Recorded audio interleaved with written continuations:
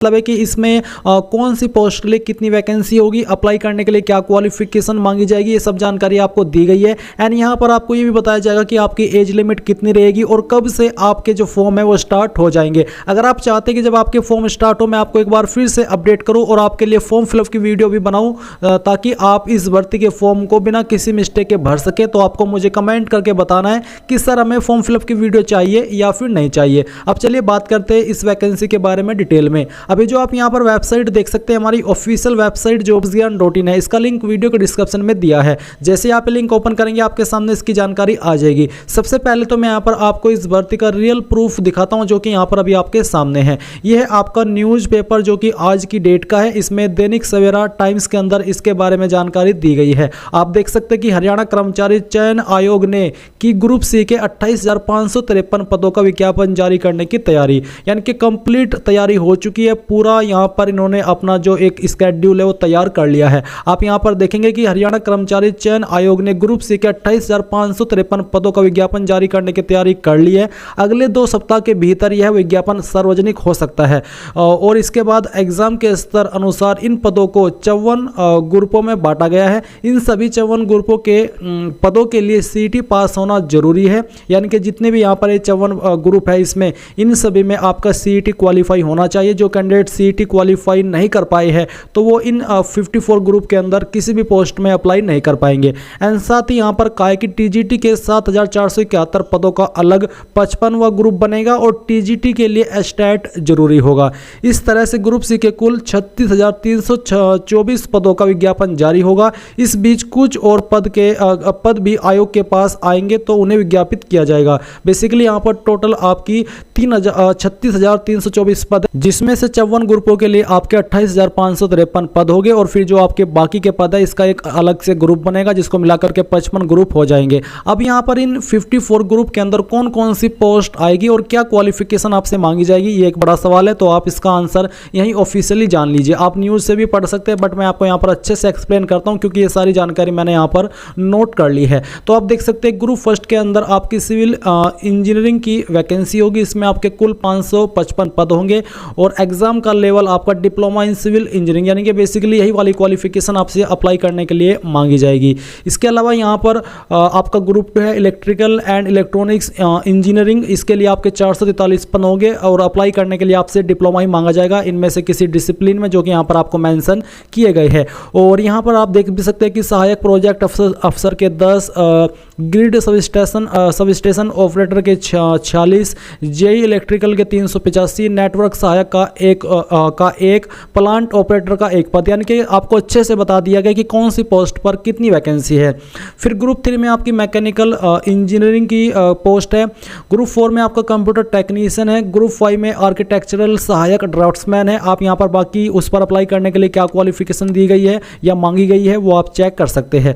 Group 6 के अंदर आपका अकाउंट्स पोस्ट ग्रेजुएट लेवल है। ग्रुप 7 के अंदर सीड सर्टिफिकेशन अफसर है और ग्रुप 8 के अंदर आपका एनालिस्ट केमिस्ट है। ग्रुप 9 के अंदर लो ग्रेजुएट, ग्रुप 10 के अंदर स्टैटिकल और ग्रुप 11 के लिए डाइटिशियन, ग्रुप 12 के लिए स्टेशन फायर ऑफिसर, ग्रुप 13 के लिए सहायक सूचना जनसंपर्क अधिकारी, ग्रुप 14 के लिए इंस्पेक्टर लीगल मेट्रोलॉजी, ग्रुप 15 के लिए फार्मासिस्ट, ग्रुप 16 के लिए स्टाफ नर्स, ग्रुप 17 के लिए स्पोर्ट्स कोच, ग्रुप 18 के लिए लाइब्रेरियन, ग्रुप 19 के लिए स्टेनोग्राफर ग्रेजुएट लेवल और ग्रुप 20 में वर्क सुपरवाइजर। तो और इसके अलावा ग्रुप 22 में LM शिफ्ट अटेंडेंट इलेक्ट्रीशियन, जिसमें कि आपके 5,223 पद होंगे, काफ़ी संख्या रहने वाली है इसमें। ग्रुप 23 में आपकी VLDA की पोस्ट होगी जिसके लिए 632 पद होंगे और अप्लाई करने के लिए और 10वीं जमा पद, एग्जाम का लेवल VLD के में 2 साल का डिप्लोमा ये आपके पास रहना चाहिए, तब आप इस पोस्ट पर अप्लाई कर पाएंगे।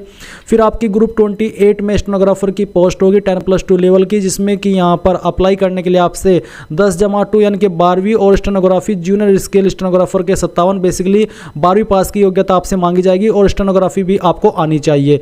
फिर 29 ग्रुप में है आपकी मैकेनिक की पोस्ट, 1125 पद है। अप्लाई करने के लिए आपसे डीजल मैकेनिक या फिर मैकेनिक प्रेस मैकेनिक, इसमें ITI डिप्लोमा होना चाहिए, तब आप इस पर अप्लाई कर पाएंगे। इसी प्रकार से जो आपके यहाँ पर अन्य ग्रुप है वो भी आप देख सकते हैं, जैसे कि यहाँ पर ग्रुप जो आपका 36 है, इसमें library technician, veterinary, sanitary inspector, welder, artificer, turner, mason, plumber, printing technology, dispenser. Group 45 की वैकेंसी अपडेट अभी हुई नहीं है, वो जो आपको टाइम आने पर बता दी जाएगी। Dental hygienist, ophthalmic assistant, operation theatre assistant, lab assistant, deputy ranger, Indian cook. Group 52 में कॉमन ग्रेजुएट लेवल, जिसमें कि आपके 3267 पद होंगे। हायर सेकेंडरी असिस्टेंट के 18, यानी कि इसमें काफ़ी सारी पोस्ट कवर की जाएगी। किस पोस्ट के लिए कितने पद होंगे वो आप देख सकते हैं यहाँ पर। आपकी इसी के अंदर ग्रुप 52 के अंदर आपकी पटवारी की पोस्ट होगी, जिसके लिए 403 पद होंगे। एंड जो बाकी की पोस्ट है वो भी आप यहाँ पर देख सकते हैं। फिर जो आपका ग्रुप 53 है, कॉमन हायर सेकेंडरी लेवल, जिसमें कि आपके 3317 पद होंगे। इसमें आपका हायर सेकेंडरी आर्मर का एक असिस्टेंट, इसमें बेसिकली कौन सी पोस्ट के लिए कितनी वैकेंसी वो आप यहाँ पर देख सकते हैं। और ग्रुप 54 के अंदर आपकी होगी सिपाही की पोस्ट, जिस पर 6000 पद निकलेंगे और 10++2 यानी कि 12वीं पास की योग्यता आपसे मांगी जाएगी, जिसमें कि मेल कैंडिडेट के लिए 5000 और फीमेल कैंडिडेट के लिए 1000 पद होंगे।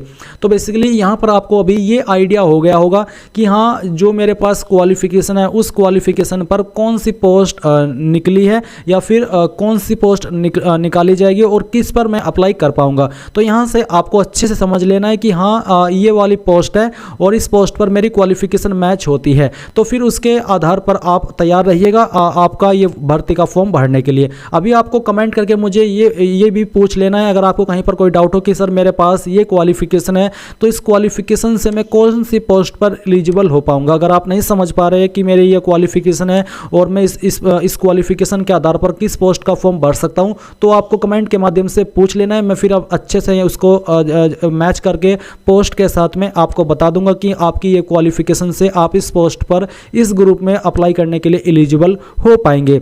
और इसी के साथ गाइज मैं आपको बता दूं, ये बात आप बिल्कुल भी मत भूलिएगा कि आपका सीईटी क्वालिफाई होना जरूरी है अगर आप इनमें से किसी भी ग्रुप की किसी भी पोस्ट पर अप्लाई करना चाहते हैं। अगर आपने सीईटी क्वालिफाई ही नहीं किया और आपने सीईटी को क्वालिफाई छोड़ो, आपने सीईटी नहीं दिया था, तो आप तब भी इस पर एलिजिबल नहीं हो पाएंगे। अब यहाँ पर फीस आपसे कितनी ली जाएगी ये आपको टाइम आने पर ही मालूम चल पाएगा। एंड एज लिमिट यहाँ पर आपके 18 से 42 साल के बीच रहने वाली है, जिसमें कि अलग से SC/ST कैंडिडेट को 5 साल की और OBC को 3 साल की छूट दी जाएगी। और ये जो 18 से 42 साल एज लिमिट है सभी पोस्ट पर लागू नहीं है, ये अलग अलग पोस्ट पर अलग अलग एज लिमिट होगी। कुछ पोस्ट पर 18 से 42 होगी, किसी पर 18 से 25 होगी, किसी पर 18 से 30, किसी पर 18 से 27, किसी पर 18 से 32। तो ये इसी तरह से रहेगी, जिसकी डिटेल्ड में जानकारी जब आपका डिटेल्ड में नोटिफिकेशन आएगा वहीं पर दी जाएगी। वहाँ पर आपको अच्छे से बताया जाएगा कि हाँ, इस पोस्ट के लिए ये वाली एज लिमिट रखी गई है। एंड आपका ये नोटिफिकेशन कब तक आएगा वो तो आपने यहाँ पर न्यूज़ में पढ़ ही लिया था कि 2 हफ्तों के अंदर इसको जारी कर दिया जाएगा। तो बेसिकली आप इसको जनवरी के एंड तक देख सकते हैं या फिर फरवरी के फर्स्ट वीक में तो ये 100% जारी हो जाएगा, क्योंकि अब हरियाणा स्टाफ सिलेक्शन कमीशन काफ़ी तेज़ी से वैकेंसी को पूरा करने के लिए लगा हुआ है। और फिर इसी के बीच में आपका HSC CET ग्रुप C के फॉर्म भी आ सकते हैं, ग्रुप D के फॉर्म भी आ सकते हैं। तो गाइज ये थी आपकी इसके बारे में जानकारी। अगर आपको अच्छी लगी है और आपने अभी तक वीडियो को लाइक नहीं किया तो कर दीजिए एंड चैनल को सब्सक्राइब करके बेल आइकन ऑन कर लीजिए। Thanks for watching. जय हिंद।